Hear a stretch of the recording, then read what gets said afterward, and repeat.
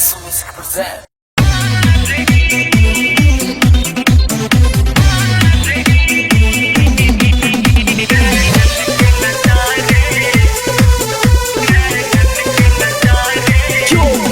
DJ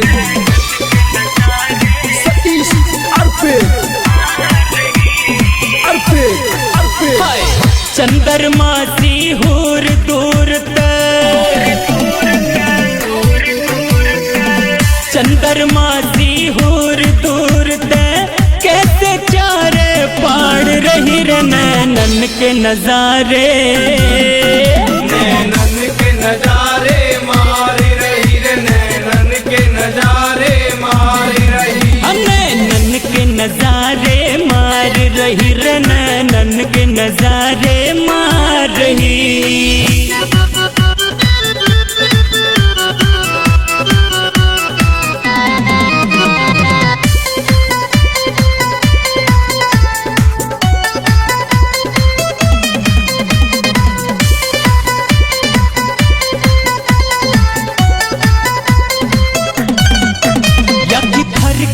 बोटी बोटी है ढूंगे पे लटके चोटी है हैया की भर के बोटी बोटी है ढूंगे पे लटके चोटी है ना पतरी ना मोटी है। अरे फिर कैसी है छोरे? अरे ना पतरी ना मोटी है सीने तनक उघाड़ रही रे नैनन के नजारे नैनन के नजारे मार रही रे नैनन के नजारे मार रही नैनन के नजारे मार रही रे नैनन के नजारे मार रही।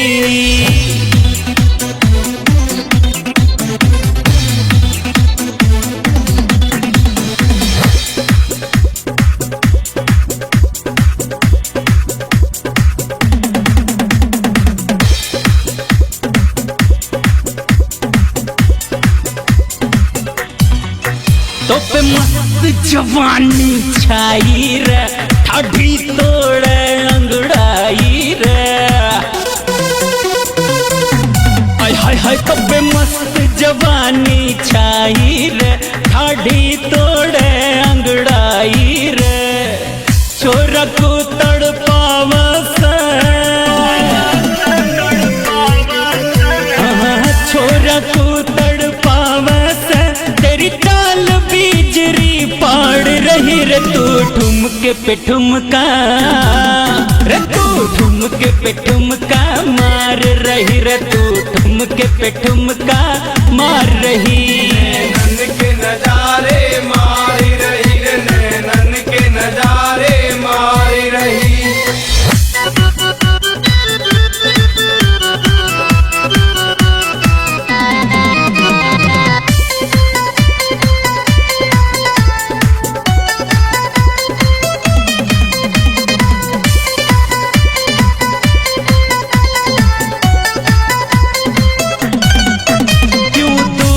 इतनी मौत है आमने है कुछ कहना तो छोरी क्यों दूर खड़ी इतनी मौत है आमने है कुछ कहना तो मर जाऊंगा मैं तेरी अरे मर जाऊंगा मैं तेरी क्यों कर मौत इनकार रही रे नैनन के नजारे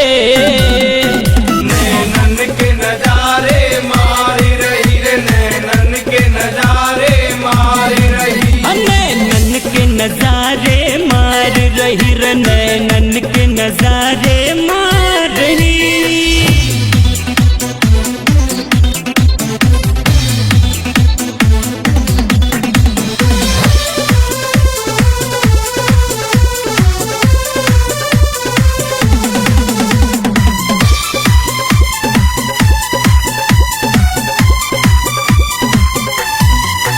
तेरी उम्र 18 की हो रही तेरे वर्गी ना देखी छोरी